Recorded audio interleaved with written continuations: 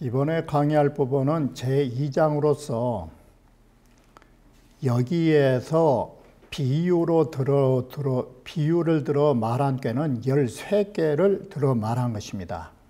여기에서 말하는 13가지의 꾀는 뭘 말해주는가 하면 바로 제기자, 이 세상에 필요한 도구를 만드는 것들이 다 어디에 근원을 두고 있냐면 주역에 담겨져 있는 이치라고 말한 것입니다. 이처럼 주역의 8개를 통해서 64개가 만들어지고 나면 그 속에는 이 세상의 모든 도구들을 만들 수 있는 원리가 담겨져 있다라고 말한 것입니다. 그러나 여기에서 하나 더 아셔야 하는 것은, 그러면 실제로 꾀를 보고서 그런 도구를 만들었느냐? 그것은 아닌 것입니다. 성인이 도구를 만들어 놓고 나니까 그 도구에 담겨진 원리가 주역의 원리와 일치한 것입니다. 성인이 예를 들어 수레를 만들려고 하면 꾀를 보고 수레를 만든 건 아닌 것입니다.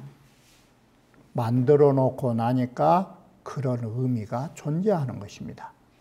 자, 이렇게 보면 주역이라고 하는 원리가 이 세상의 모든 도구를 만들 수 있는 원리와 일치한 것이지, 꾀를 보고서 그 도구를 만들었다라고 말하지는 않은 것입니다. 이 점을 눈여겨보셔야 하는 것입니다. 그러면 제2장의 전반적인 부분을 간단하게 살펴본 후에 경문을 보도록 하겠습니다. 개사와 제2장은, 이 장에서는 성인이 주역을 지으신 것은 위사인 기용지 소자출야라, 바로 우리 이 사람들의 기용을, 이 기구와 모든 필요로 하는 도구들이 소자출, 여기에서 나오게 되었음을 말해주고 있다라고 하는 것입니다. 그래서 제1절은 뭔 뜻이 되냐면, 복희씨가 주역을 만들어 놓은 걸로부터 시작하는 것입니다. 복희씨가 주역을 만들어서 이해현미하니 보이는 도와 보이지 않는 도를 주역 속에 모두 다 갖추어 놓고 있다라는 것입니다. 그러니 모도지서야라, 한마디로 주역은 이 세상의 모든 도를 포괄하고 있는 책이다라는 것입니다. 이처럼 주역은 모든 도를 포괄하고 있기 때문에 이 세상에 필요한 모든 도구들이 주역의 원리와 일치하고 있음을 말해주는 것입니다. 자, 이렇게 해서 복희씨가 만들어 놓은 주역 속에는 이 세상에 필요한 도구, 그 모든 것들이 포괄된 종합적인 책을 만들어 놨다라고 한 것입니다. 그런데 여기에 순서를 보면 그 나름대로 복희씨로부터 요순 이후로 거쳐오는 발전의 과정에 의하여 꾀를 취하고 있다라는 것입니다.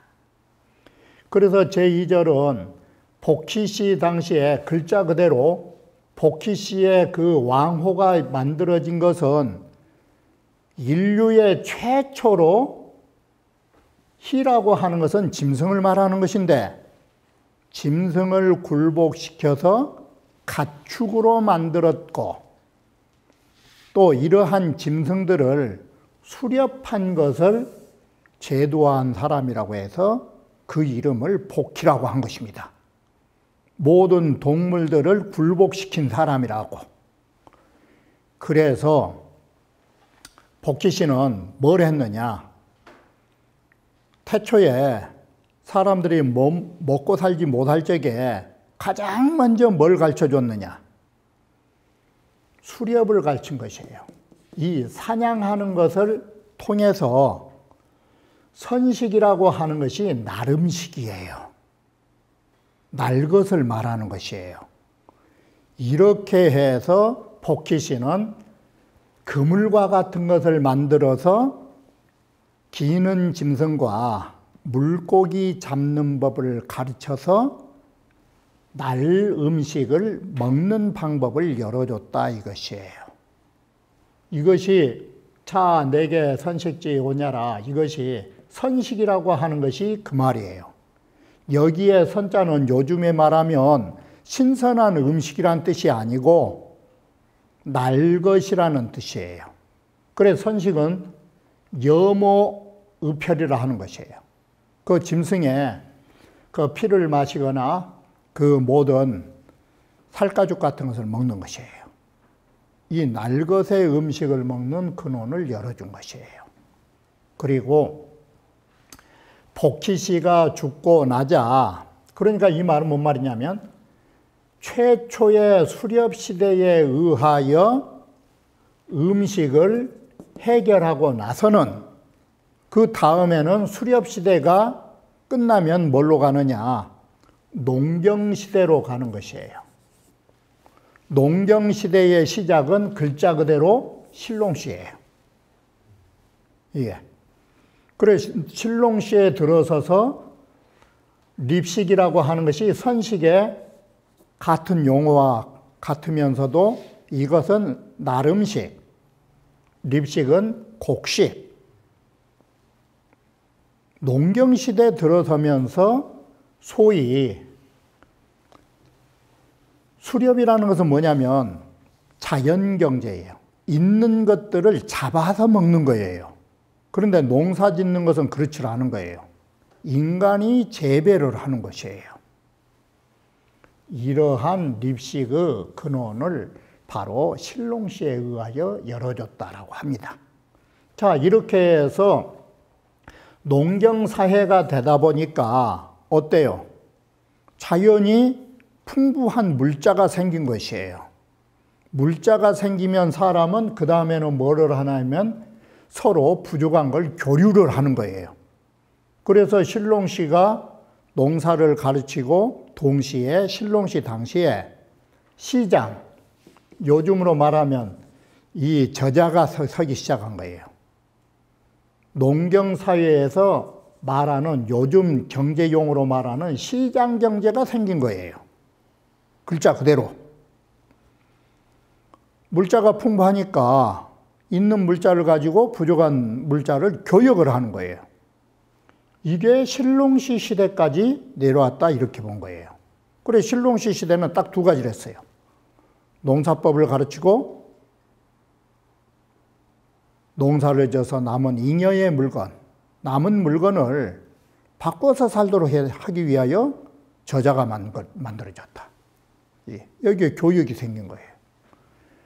그리고 나서 신롱시가 이제 죽고 나서 황제 요순이 일어나면서부터 바로 이런 온시 사회에서 조금 벗어나서 인문이 발전한 사회로 넘어가면서 의복과 같은 옷을 입게 되는 거예요.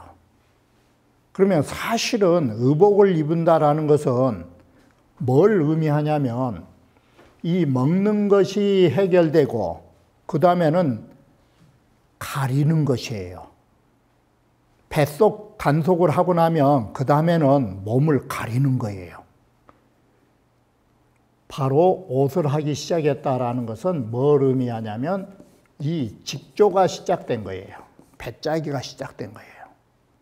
그래서 배짜 이 배로 길쌈질한 것이 하기 이전에는 모든 사람의 옷은 뭐에 의해서 가능하느냐? 동물 가죽과 식물의 어떤 그런 걸로 가릴 수밖에 없는 거예요. 그런 것이 요순시대 이후로 전개된 것이에요.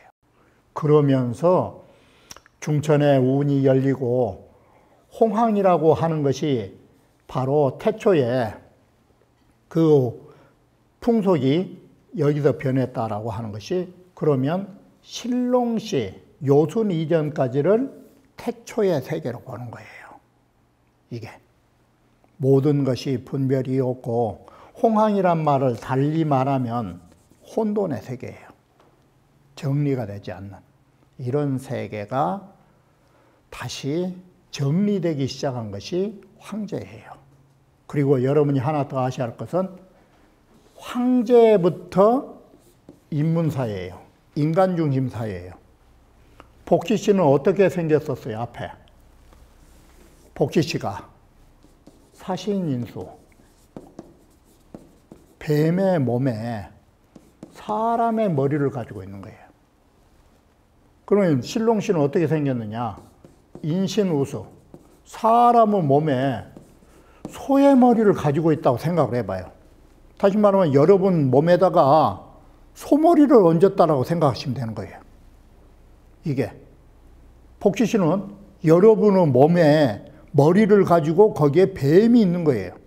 그러면 복희씨와 신롱씨는 이걸 뭐라고 말하느냐? 바로 중용 서문에서 말할 때 바로 이 부분을 뭐라고 말했냐면, 자고 성신이라고 했을 때 성인 성자하고 신자를 썼을 때 바로 이분들이 성신의 신에 해당되는 거예요. 이게. 그래서 복희씨와 신롱씨 시대까지는 사실은 이 신화 시대예요. 이게. 바로 이 시대는 여러분들이 서경에서 보실 때 복희와 신롱씨 시대는 마치 저 그리스 신화에서 나온 것처럼 인간과 신이 혼재돼서 산 세상이에요. 그걸 한문에서는 인신자뷰라고 썼어요. 서경에서. 사람과 신이 섞일잡자, 섞일유자, 사람과 신이 함께 섞여 산 거예요. 그것이 요순시대를 황제시대부터 인간중심 세계가 되는 거예요. 신의 세계는 멀어지고, 바로 황제와 요순부터는 인간의 모습을 한 황제의 자리로 넘어오는 거예요. 이게 특징이에요. 이게. 그래서 이러한 시대의 순으로 이 글을 맞추고 있다라고 보시면 되는 것입니다. 제6절로 오면서 사람은 의복을 갖추게 되고, 그 다음에 인간에 필요한 도구들이 인간 중심 세계에서 만들어진다라고 생각하시면 돼요. 그래서 황제와 요순 이후로 인간 중심 세계가 되면서 의복이 갖춰지고, 그 다음에는 생활 도구로 넘어간 것이에요. 그래서 자, 배가 만들어지고, 그래서 이 어려운 건널 수 없는 강들을 배를 통해서, 배로 통하여서 사람들은 물에 장애를 받지 않게 되는 것이에요. 여기서 아셔야 하는 것은 강물에 장애를 받지 않으면 이게 뭘 말해주느냐. 예전에는 강물이 가로막혀 있으면 넘어서지 못한 거예요. 그러면 그게 뭐예요? 영역의 한계예요. 바로 수레가 만들어지고 소와 말을 가지고 육로에 피곤하지 않게 움직인다라는 것은 이게 영역이 확대된 것이에요. 바꿔 말하면 영토가 확장된 것이에요. 예전에는 아무리 땅이 있어도 우리의 통행할 수 있는 것이 없으면 통치권 바뀐 것이에요. 그런데 이와 같이 배라든지 소라든지 말을 통해서 육로와 수로가 통하면서 영역이 확대된 것이에요. 그것은 곧 영토의 확장을 의미한 것이에요. 이게 이렇게 해서 소위 지배의 권역이 지배하는 땅이 넓어지는 것이에요. 이게. 그리고 이렇게 해서 자, 한번 생각을 해봐요. 예전에는 강만 있으면 배가 없으니까 도둑이 와도 아예 쌀섬 짊어지고 강 건너갈 거요? 아이고 쌀 한 가마에 짊어지고 몇 천리 걸어갈 거요? 거저 주면서 짊어지고 가라고 해도 못 간 거예요. 그런데 이러한 통행이 가능하기 때문에 동시에 뭐가 일어나느냐. 이 수레와 배라고 하는 것이 좋은 것으로 쓰일 수 있지만 약탈의 도구가 되는 거예요. 그러므로 해서 바로 여기에 모든 이것이 있다면 거기에 따라서 이제는 약탈을 방비해야 할 필요성을 갖는 것이에요. 이게 있으면 노자의 말대로 후장다실이라 이 가진 게 많으면 잃은 게 많기 때문에 잃지 않으려면 방비를 해야 되는 거예요. 이게. 그리고 안으로는 이런 이속을 모든 편리를 일으켜가지고 그 내면을 함양하고 제10절은 이게 싸움의 도구예요. 활이라든지 화살을 만든 것은 천하의 대의를 바로잡은 거라고 했지만 실제로는 전쟁이 일어난 것이에요. 이게. 그리고 바로 마지막으로 우리는 제일 처음에가 먹는 것, 그 다음에가 의복, 그 다음에 개선이 주거지예요. 주거지에 바로 이 누추한 것을 변해서 누추하여 감히 그만둘 수 없는 주택을 변화하게 이르렀다라고 말한 것이에요. 제12절은 자, 살아있는 사람이 우리가 살아있는 사람에게도 이 후생사업이 필요한 것이지만 죽는 자에게도 이 후생사업이 필요한 것이에요. 이것이 죽은 이후의 장례법이에요. 우리는 살아있는 사람에게도 바로 이것이 뭐에 해당되느냐. 앞에서 살아있는 사람들에게 했던 것은 맹자의 말로 빌리면 양생이에요. 살아있는 사람을 모두 키워주는 방법이에요. 장례는 뭐냐? 송사법. 죽는 사람을 보내는 것도 후생사업의 하나예요.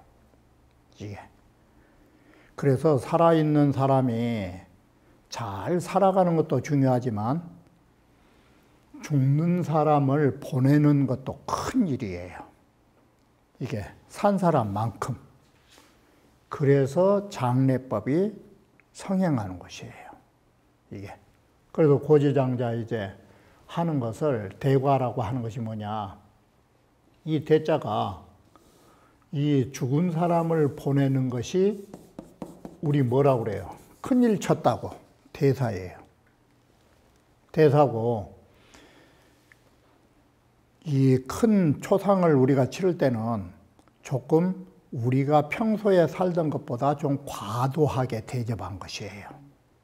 그래서 돌아가시는 분은 바로 검소하다라는 이 세상을 위하여 검박하게 한다라는 이유로 자기 부모한테 검소하게 할 수는 없어요. 이와 같이 초상이라는 것은 좀 지나칠 만큼 호사스럽게 하는 것이 초상의 의의예요. 그래 대과라고 한 거예요. 여기에 맹자글이에요. 양생과 송사에 마음에 한이 없이 죽는 사람을 잘 보내주는 거, 이게 왕도의 시초라고 맹자가 말한 것이에요. 마지막에는 결승이치, 상고시대에는 바로 결승문자라고 한 거 아니에요. 결승문자. 문자가 발견되기 전에는 결승문자를 가지고서 우리가 이 문자에 의한 정치를 하는 거, 나중에 시비를 없애기 위하여 문자가 필요한 거예요. 결승문자라고 하는 것은 나중에 일종의 문서예요. 이게.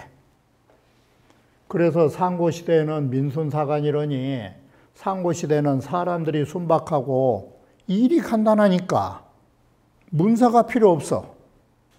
그런데 후세에 민의 사번하니 사람들이 갈수록 거짓말을 하게 되고 일이 복잡해.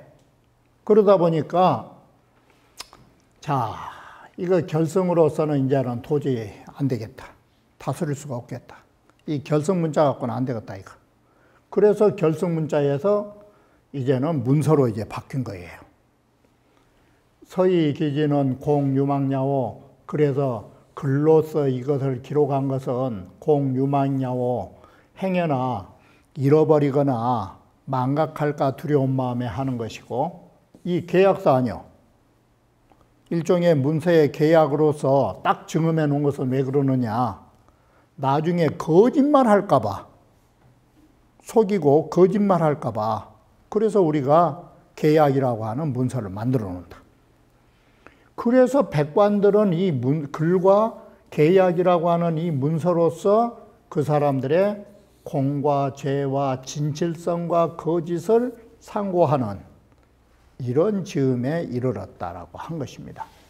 그래 이 장의 총평은 성인의 재기상상지사다. 그릇을 제조할 때 괴상을 숭상한다라는 그 점을 말해주고 있다라고 하는 것입니다. 제2장 제1절은 복희씨가 이렇게 주역을 만들어 놓고 나니까 복희가 자격하니 복희가 이 주역책을 만들어 놓고 나니까 그 책의 내용은 모도지서가 되더라라는 것이에요. 모든 도를 무릅쓰고 있단 말은 모든 도를 포괄하고 있는 책이 되었다고. 이와 같이 모든 도를 포괄하고 있기 때문에 우리 인간이 살아가는 데 필요한 모든 도구들이 이 주역의 원리에 의하여 만들어졌음을 말해주는 것입니다. 그래서 먼저 복희 자격으로부터 이 글은 시작하는 것입니다. 고자의 포이시지 왕 천하야에 이 포희라고 할 때에는 이 포자로 음차를 해서 썼지만 원래는 포죽간 포자 뜻이에요. 포희라는 말은 뭔 말이냐면 앞에서 복희시라고 하면 짐승을 자연으로 노는 짐승을 잡아다가 굴복시켜서 가축화하는 데에 의미가 있어요. 그래서 야생마를 잡아다가 예를 들어서 기를 들여서 사람이 쓴다라거나, 이 개가 원래 늑대 종류란 말이요. 이 늑대를 잡아다가 개로 만들어서 사람이 쓴다라거나, 이게 복희 개념이에요. 짐승을 굴복시켜서 기를 들이는 거예요. 이게. 그런데 포이라고 쓰는 경우에는 짐승을 잡아다가 포죽간 포라고 하는 것이 음식으로 만들어 먹는다 이 소리예요. 이게. 그래서 모든 사람들에게 이런 동물을 잡아다가 음식으로 먹을 수 있게끔 마련해 주신 분, 이 말이 되는 것이에요. 포이란 뜻은, 이 포죽간이란 것은 바로 음식 저장고니까, 이렇게 해서 포이시, 복희시 그런 것이에요. 그러니까 포이시는 복희시예요. 포이시가 왕 천하야에 천하를 당시 통치했을 왕로로 타실 적에 어떤 일을 하셨느냐? 그 왕위에 계시면서 앙적 관상어 천하고 우러러서는 위로 우러러서는 관상어 천하고 하늘에 저 떠 있는 모든 상들을 살펴보시고, 그러니까 이 말은 쉽게 표현하면 천문을 살펴보시고 부즉 관법어 지하며, 자 아래로 구부려서는 땅의 모든 법들을 살펴보았다. 이게 여기에서 말한 법이라는 것은 일정한 것으로 정형을 가지고 있다의 뜻을 가진 거예요. 땅에 있는 모든 물체는 형태가 분명한 거예요. 하늘에 있는 건 상이라 하는 것이에요. 항상 이렇게 위로 아래로 천지를 살펴보시며, 자 위로는 천문과 아래로는 지리를 살펴봤을 뿐 아니라 과한 조수지문과 심지어는 하늘에 나는 새, 땅에 달리는 짐승, 이런 것들이 가지는 문장과라고 하는 것이에요. 문장과, 천지의 여기에 글자가 하나 누락됐다라고 해서 천자를 써서 천지에 가장 모든 적절한 것들을 다 살펴보시고 라고 하는 것이에요. 바로 우리는 천문과 지리애가 주역을 만들 수 있는 도리가 천지에만 있는 게 아니에요. 바로 조수의 하나의 문이 새가 가지고 있는 어떤 모습, 그런 거라든지 천지의 모든 이 세상에 존재하는 적절한 마땅한, 거기에는 다 주역을 만들 수 있는 수리 개념이 있는 것이에요. 그래서 앞에서 말씀드렸듯이 이천 선생이 토끼를 보고서도 주역을 만들 수 있다라고 한다면, 우리는 어떠한 새 한 마리를 보고도 주역을 만들 수 있는 것이에요. 그런 것을 살펴보셨으며, 더 나아가서는 근치저신하고 가까이로는 나의 몸에서도 취하여 어떠한 이치와 어떠한 상이 있는가를 봤고, 온치저물하여 멀리는 저 모든 물건들을 다 취하여. 자 그러면 주역은 어떻게 해서 만들어졌어요? 바로 여기까지가 주역의 소재거리다 이 소리예요. 위로는 천상, 아래로는 땅의 지리, 그리고 이 세상에 존재하는 조수라든지 천지의 모든 적절한 거라든지 심지어는 사람의 몸이라든지 이 세상의 모든 물건들의 이치를 취해서 이 소리예요. 모두 이 이치를 취하여 이에 이런 걸 가지고 어땠어요? 시작 8개하야 이 소리예요. 그래서 여기 아셔야 하는 것이, 이 8개로 만들어진 것은 8개지만 8개를 만들기 위해서 소재거리 취한 것은 뭐였어? 바로 천지와 천지 사이에 있는 모든 것들을 망라해서 8개로 만들었다 이 소리가 되잖아 이게. 이렇게 해서, 자 바로 이렇게 해서 8개를 만들어 놓으니까 이통 신명지 덕하며 신명의 덕을 이 주역으로 8개로 모두 통할 수 있고, 8개 속에가 또 뭐가 있어요? 이 세상에 존재하는 만물의 모든 실정들을 유별로 할 수 있더라라는 것이에요. 바로 이 글은 이와 같은 어떤 글을 쓰고 있냐면, 천지 사이에 있는 모든 것들을 8궤로 축약했다예요. 축약했기 때문에 축약하는 그 속에가 다시 뭐가 들어있어요? 이 세상 모든 것들이 다 들어있다 이 소리가 되는 것이에요. 그러기 때문에 8궤의 의미를 가지고 이 세상의 모든 만물을 만들어낼 수 있다라는 논리가 형성되는 것이에요. 이게 왕소소가 말하기를, 원래는 여지지 하면은 이 하늘천자가 없는 거예요. 여지로 나가보니까 여지의 이 사이에 저번에는 여러 책에는 다유천자라 하늘천자가 있는 책들이 많아요. 그래서 여기에 여천지지의 그런 것이에요. 자, 이렇게 보면 구부려서 위로 하늘을, 멀리는 모든 삼라만상을, 가까이는 우리의 몸을 주역을 만들기 위하여 소치불의를 그러잖아요. 소재를 취한 대상, 그것이 한 가지가 아니지만 그러나 불가이험, 음양소식양단이라 이 세상의 부왕 원근은 뭘로 전부 다 축약해서 지나지 않느냐? 여기에 지나지 않는다. 음양의 소식, 이 두 가지를 증험하는 데에 지나지 않을 뿐이다.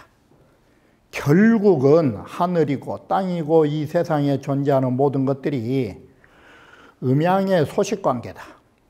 이게 생장과 소멸관계에 지나지 않는다. 소식은 소멸과 생장이에요. 소멸과 생장은 곧 뭔 의미가 되느냐? 이게 순환 원리예요. 거기에서 지나지 않는다. 8개에 담겨져 있는 신명지덕이라는 게 다른 게 아니다. 신명지덕이 건께는 건하고 곤께는 순하고 진께는 동하고 간께는 그친다. 이런 성질을 말하는 것과 같은 예다. 만물지정은 뭐냐?